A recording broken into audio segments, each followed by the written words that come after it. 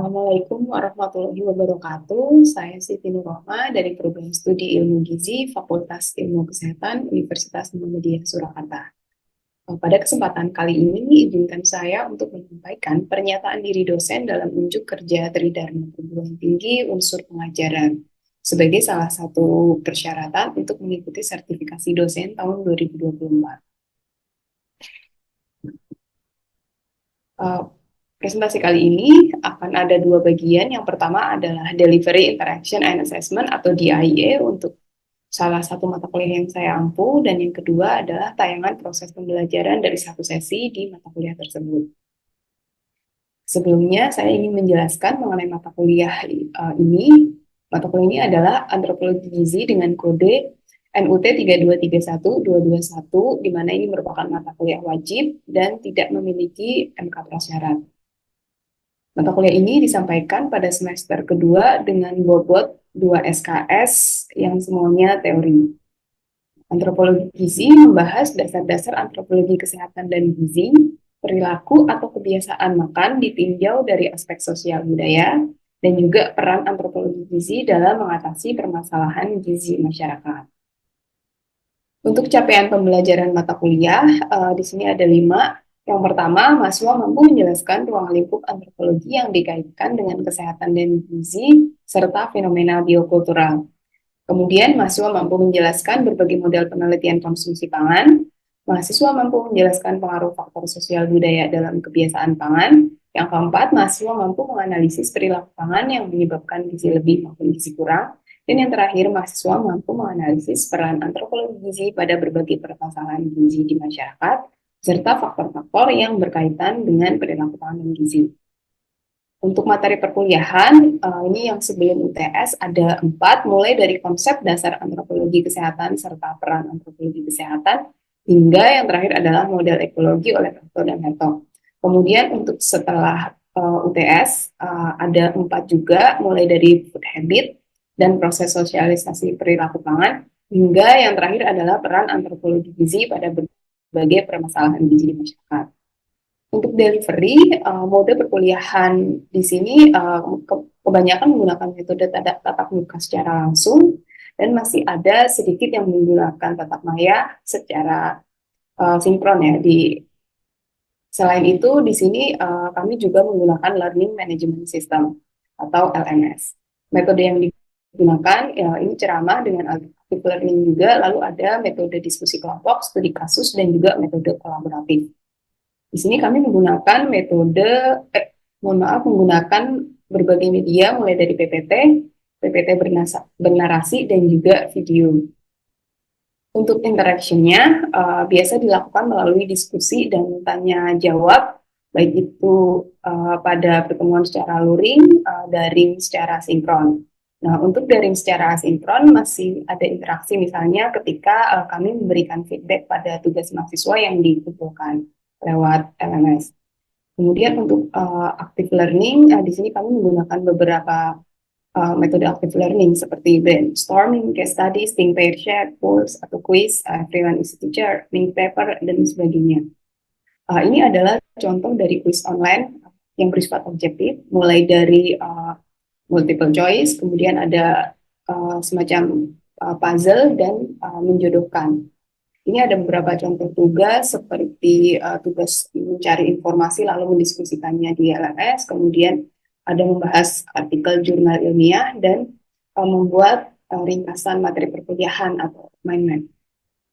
Nah, biasanya setiap akhir dari pertemuan, kami juga meminta kesediaan mahasiswa untuk memberikan evaluasinya pada sesi tersebut, baik itu secara kuantitatif maupun secara kualitatif. Nah, di sini mahasiswa juga bisa menyampaikan pertanyaan yang mungkin belum sempat disampaikan pada saat sesi secara langsung itu. Lalu kemudian untuk asesmennya, di sini menggunakan ada yang teknik tertulis dan tidak tertulis. Untuk yang tertulis, ini ada UAS dan UTS, yang ini bobotnya masing-masing 30%. Di sini kriteria penilaian menggunakan pedoman berskoran. Lalu untuk non-tes itu seperti presensi, keaktifan, itu bobotnya 10%. Kemudian ada tugas dan kegiatan yang lainnya seperti kuis, yang bersifat objektif, yang itu dinilai dengan kriteria berdasarkan pedoman penskoran. Lalu untuk tugas membuat ringkasan, tugas 1, 2, dan 3 itu masing-masing ada rubriknya. Lalu kalau misalnya tugas itu merupakan tugas kelompok, biasanya kami juga meminta mahasiswa untuk mengisi form penilaian antar anggota kelompok. Ini contoh formnya. Di sini tujuannya agar kami bisa melihat kira-kira bagaimana dinamika kelompok tersebut. Assalamualaikum warahmatullahi wabarakatuh. Alhamdulillah pada kesempatan kali ini kita bisa bertemu untuk berdiskusi mengenai salah satu topik di mata kuliah antropologi gizi, yaitu perilaku pangan penyebab gizi lebih. Nah, sebelumnya saya mau cek dulu nih, teman-teman di sini ada yang udah baca belum dari paper yang kemarin saya bagi? Ada yang mau berbagi nggak, satu atau dua patah kalimat? Boleh, silakan boleh raise hand, nggak usah apa ya, tidak usah keseluruhan dari paper itu, tapi satu atau dua kalimat atau pesan yang menurut teman-teman itu menarik setelah membaca itu apa? Ada yang mau nyoba? Atau Laila dari 2C? Kalau Iya, Bu. ya, Yang saya baca, yang The Complexity of Obesity itu tentang penelitian mengenai layanan pengelolaan berat badan di 50 negara menunjukkan bahwa sistem kesehatan tidak mampu mengatasi obesitas. Kesenjangan tersebut mencakup tidak adanya pedoman kualitas untuk penilaian awal dan jalur pengobatan, pelatihan profesional, layanan kesehatan tidak memadai, dan hambatan finansial yang besar terhadap pelayanan. Adanya prioritas yang dikaitkan dengan obesitas tercermin dalam kegagalan untuk mengembangkan dan mendanai pendekatan komprehensif terhadap pencegahan obesitas di seluruh populasi. ya, sampai di sini dulu deh. Jadi pada intinya salah satu poin ya dari yang ketiga itu, sistem pelayanan kesehatan kita gagal untuk menangani permasalahan ini ya. Itu terus ada lagi nggak? Mungkin yang kelas B ya, yang stigma and obesity ini cukup relevan dengan mata kuliah ini. Ada yang sudah baca dari kelas B? Mungkin bisa diceritakan apa sih stigma dan obesity itu, terus pengaruhnya ke apa gitu. Silakan dari kelas B. Nadia mungkin yang dari 2B. Sudah deh, satu kalimat aja. Tidak perlu menjelaskan keseluruhannya. Ibu, Ya, saya Salwa ya. izin untuk yang untuk stigma dan obesity. Itu kan saya bacanya secara skimi ya. Jadi di situ membahas mengenai apa ya? Kesenjangan di mana apa namanya? Pemerintahan secara universal belum mampu untuk mengatasi permasalahan obesitas, baik dari itu jalur pengobatan, pelatihan profesional layanan kesehatan, atau juga dapat dipengaruhi sama hambatan finansial pada layanan tersebut. Nah, jadi dari ini tuh obesitas itu merupakan salah satu dari 5 penyakit tidak menular utama yang WHO sebutkan bahwa intinya salah satu permasalahan penyakit tidak menular terbesar menurut WHO gitu. Nah, kegagalan ini dapat disebabkan secara baik itu komersial, yaitu seperti memasukkan obesitas. Iya. Terima kasih ya. Nah, jadi untuk mata kuliah kita pada hari ini, itu tujuan pembelajarannya adalah diharapkan nanti setelah mengikuti mata kuliah ini, mahasiswa mampu menganalisis perilaku pangan atau eating behavior yang menyebabkan gizi lebih. Nah, kalau yang untuk gizi kurang itu nanti akan dibahas di pertemuan yang akan datang. Nah, terus ini outline-nya nanti kita akan berdiskusi secara bersama-sama dulu ini mengenai situasi dari overweight dan obesitas atau gizi lebih, lalu determinan dengan fokus pada determinan yang sosial budaya. Lalu akan ada diskusi kelompok dan juga presentasi, dan terakhir penutup. Nah, kita masuk ke gizi lebih. Nah, sebelum itu ada yang mau menjawab nggak? Gizi lebih itu apa sih? Tadi udah sedikit disinggung, atau mungkin yang di paper 1, 2, atau 3 itu tadi ada definisinya di situ. Ada yang mau menjawab gizi lebih itu apa? Izin coba menjawab Ibu. Oke, silakan Nadia. Maksud dari gizi lebih itu tuh kayak kondisi di mana tubuh itu menerima asupan nutrisi yang melebihi kebutuhan normalnya. Jadi kayak tadi itu kan ada salah satunya, contohnya itu ada obesitas, itu kayak lemak atau karbohidrat yang kurang diimbangi dengan adanya aktivitas fisik. Jadi sehingga dapat memicu berat badan yang berlebih. Ya, jadi benar yang disampaikan Nadia, kurang lebihnya begitu. Jadi gizi lebih itu terjadi karena penumpukan itu ya, apa sih namanya, lemak gitu di dalam jaringan adiposa. Nah, itu. Jadi gizi lebih itu ada mencakup, maksudnya mencakup kegemukan dan juga obesitas. Yang cara mengukurnya berdasarkan apa? Ada yang tahu?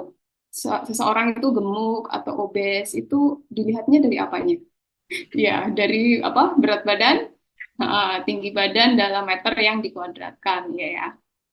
Nah, ini kelihatan ya ini untuk kategori obesitas yang kita pakai di Indonesia berdasarkan Permenkes 41 tahun 2014. Ada yang tahu itu tentang apa?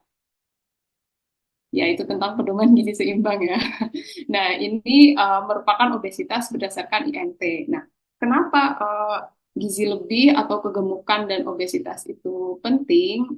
Karena ini tidak semata-mata dia itu terlihat kurus atau gemuk atau obes, tapi lebih ke uh, IMT itu yang berkaitan dengan peningkatan risiko berbagai macam penyakit. Nah, itu sebenarnya yang lebih penting. Sedangkan IMT itu hanya sebagai ibaratnya kayak cara kita mengetahui atau cara kita mengukur pada level populasi. Yang lebih penting adalah apa yang terjadi di dalam tubuhnya itu, yaitu peningkatan risiko terhadap berbagai macam penyakit tidak menular. Lalu berikutnya kita juga mengenal istilah obesitas sentral ya, selain dengan obesitas yang berdasarkan berat badan tinggi badan itu. Nah, obesitas sentral itu yang ditandai dengan lingkar perut itu untuk laki-laki dan perempuan yang melebihi cut off point, yaitu untuk laki-laki 90 dan perempuan 80. Nah, ini teman-teman juga perlu untuk mencatat ya, bahwa standar atau cut off point untuk menentukan kegemukan dan obesitas itu ada beberapa ya, meskipun secara universal ini WHO sudah menentukan ini. Kalau menurut WHO yang kolom di sini, terus ini ada juga yang direkomendasikan untuk populasi di wilayah Asia Pasifik. Nah, ini ada ya, terlihat bedanya di sini. Untuk normal, batas normalnya itu berbeda. Coba untuk yang di Indonesia itu ya lebih mirip ke yang WHO, tapi untuk yang obesity di sini berbeda. Jadi ini kayak lebih di tengah-tengahnya. Ini sebagai pengetahuan tambahan. Nah, ini tabel yang menunjukkan prevalensi ya.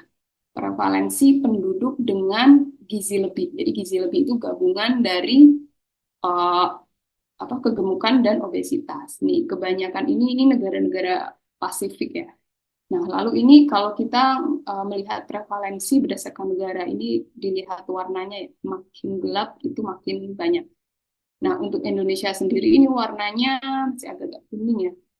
Di prevalensinya hampir mendekati 30% di sini. Akan tetapi kita juga perlu melihat ini tren yang terjadi saat ini atau kenaikan dari tahun ke tahun, di mana kita masuk di dalam sini karena kenaikan setiap tahunnya dari tahun 2000 ke 2016 itu masuk yang angka kenaikannya itu tinggi gitu, hampir 3,5% gitu setiap tahunnya. Nah, kemudian kita coba nih melihat tren dari gizi lebih kalau misalnya kita melihat dibandingkan dengan pertumbuhan ekonomi suatu negara. Nah, di sini obesity transition itu dibagi menjadi 4 tahap ya. Ini menurut Oliaki tahun 2023. Di mana yang tahap pertama itu prevalensi obesitasnya itu masih rendah.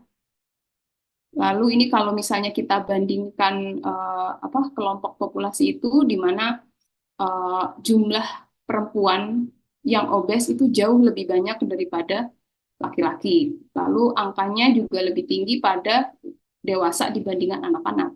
Dan ini penduduk dengan sosial ekonomi tinggi itu jauh lebih banyak yang mengalami obes dibandingkan yang sosial ekonominya rendah. Akan tetapi, kalau misalnya kita melihat di stage yang kedua, ini sudah mulai ada perubahan ya, di mana di sini prevalensi obesitasnya sudah naik. Kalau di sini kan prevalensinya masih rendah gitu ya. Nah, tapi untuk yang poin pertama itu sama, tetap jumlah yang obes itu perempuan lebih banyak. Akan tetapi gapnya atau jaraknya itu tidak sebanyak yang di stage 1 itu. Begitu juga antara yang dewasa anak-anak dan juga antara yang sosial ekonomi tinggi dengan yang rendah. Itu gapnya sudah mulai berkurang gitu. Nah, kalau misalnya teman-teman mau lihat contoh negaranya itu bisa dilihat sesuai dengan angka ini ya.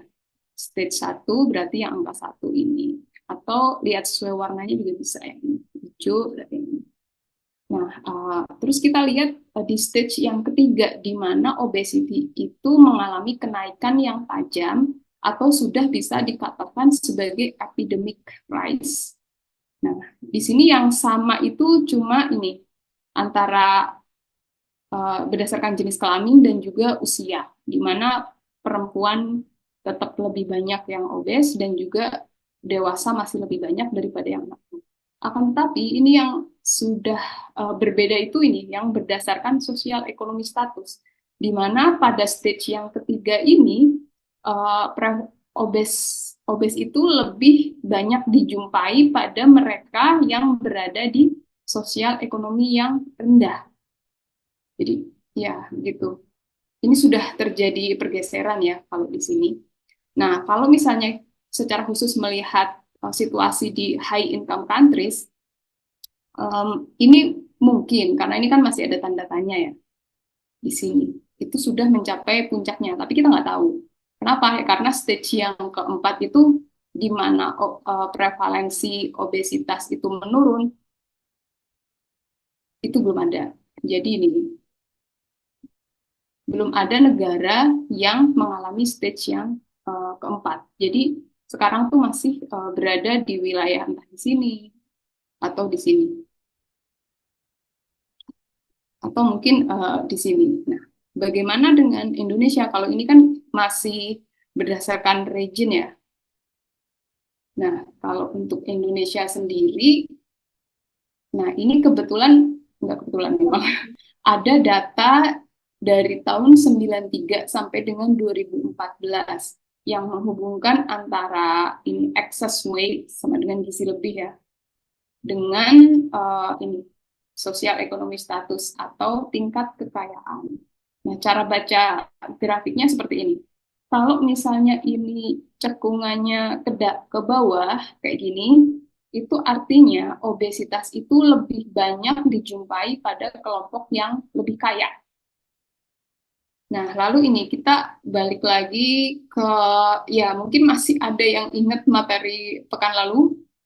Nah, pekan lalu kan teman-teman sudah belajar ya faktor-faktor yang mempengaruhi perilaku makan atau dietary choice gitu.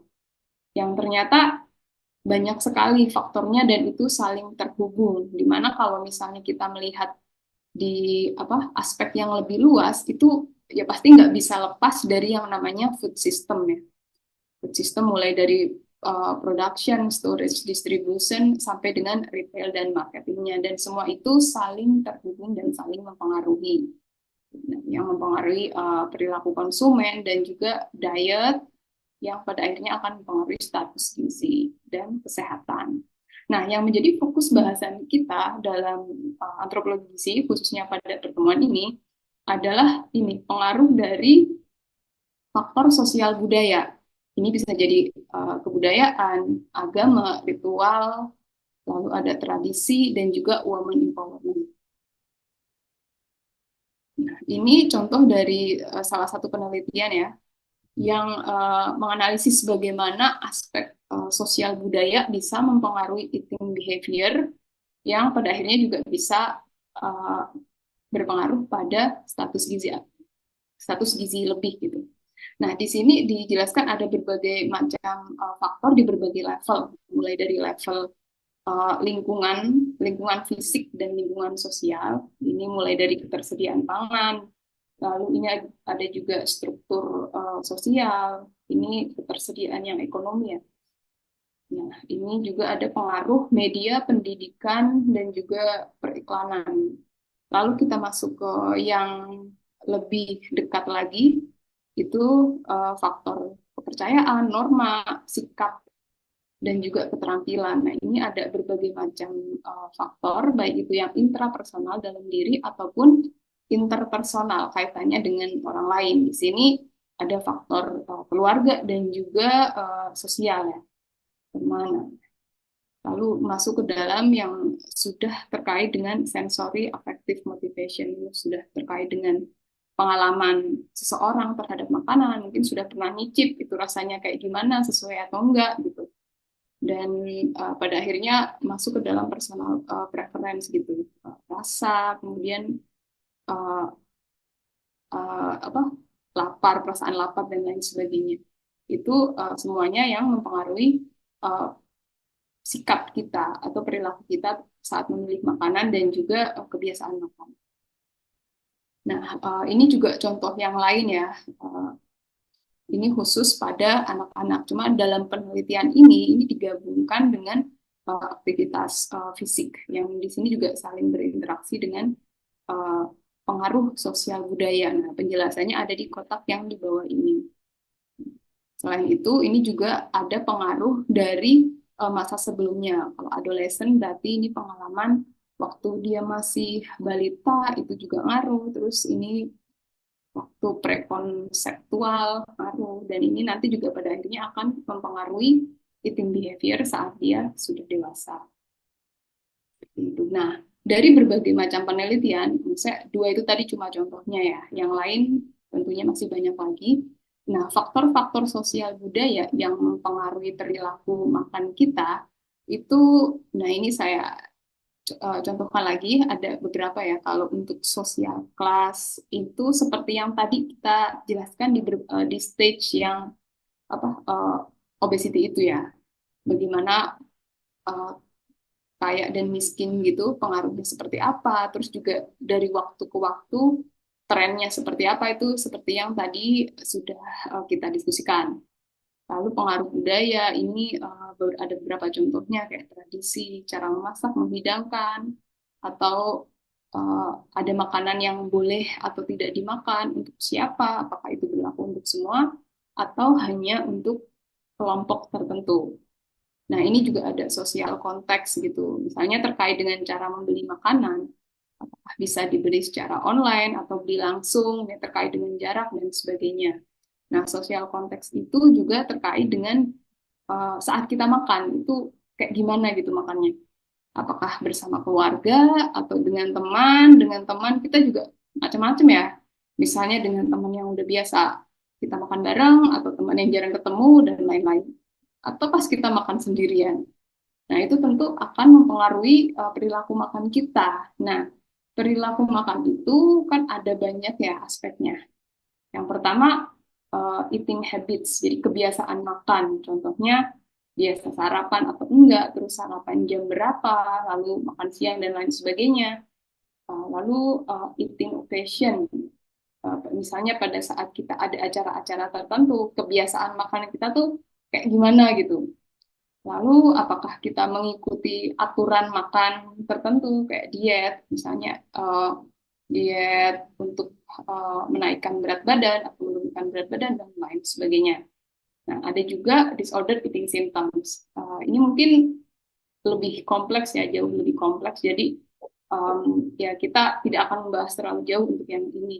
Ini yang contohnya kayak anoreksia nervosa, bulimia nervosa, dan banyak lagi yang lain. Itu juga termasuk itu. Nah, ini contoh dari penelitian ya. Ini penelitinya De Castro, ini di Amerika. Ini konteksnya saya tulis di bawah. Nah, ini pengaruh antara makan bersama dengan makan ada orang lain gitu. Nah, di sini yang Y-axis itu ada total energi, itu yang garisnya lurus ini, lalu juga ada intake karbohidrat, lemak, protein, dan alkohol. Nah, ternyata di sini tuh semakin banyak adanya orang ya, number of the other people present, ketika ada orang lain, itu ternyata naik gitu intake-nya. Ini yang kelihatan banget itu lalu untuk ini yang sebelah sini interval waktu makan gitu. Nah ini jarak antara sini kan beda ya. Nah ini kalau misalnya nanti teman-teman tertarik dengan yang tadi kita diskusikan ini, ya silakan bisa baca-baca ini gitu. Tapi ini bukan semacam bacaan yang kayak harus dibaca semua dengan detail gitu, enggak juga. Kalau misalnya tertarik kayak ini ya, nanti ini pembagian kelompoknya, terus breakout room itu, misalnya breakout room 1 itu berarti untuk kelompok 1 dan seterusnya. Itu belum saya buka. Breakout room-nya sudah saya buka, teman-teman bisa langsung bergabung sesuai dengan pembagiannya. Gimana deh, ada yang mau ditanyakan? Bu, ini materinya tuh harus dari jurnal atau buku Eh, gitu. enggak dulu deh, coba kalian bisa dari penjelasan tadi kan kayak dapat ide gitu kan, gimana faktor sosial budaya itu mempengaruhi perilaku makan kita. Ceritakan saja dulu. Ya, kalian kan juga punya pengalaman misalnya kan ya, sebagai anak-anak, remaja. Kalau mungkin orang tua itu kan untuk dewasa lansia, teman-teman kan bisa mengamati bapak, ibu, tetangga, kakek gitu. Yang penting teman-teman itu bisa menceritakan bagaimana faktor sosial budaya A itu bisa mempengaruhi eh, perilaku makan pada individu kelompok umur tertentu itu tadi. Gitu ya. Ya, Bu, baik. Terima kasih, Bu. Ini sudah kembali semua kan ya? Insya Allah sudah kembali semua, Bu. Nah, sekarang kita langsung aja untuk presentasinya. Mungkin ada yang mau volunteer untuk presentasi pertama.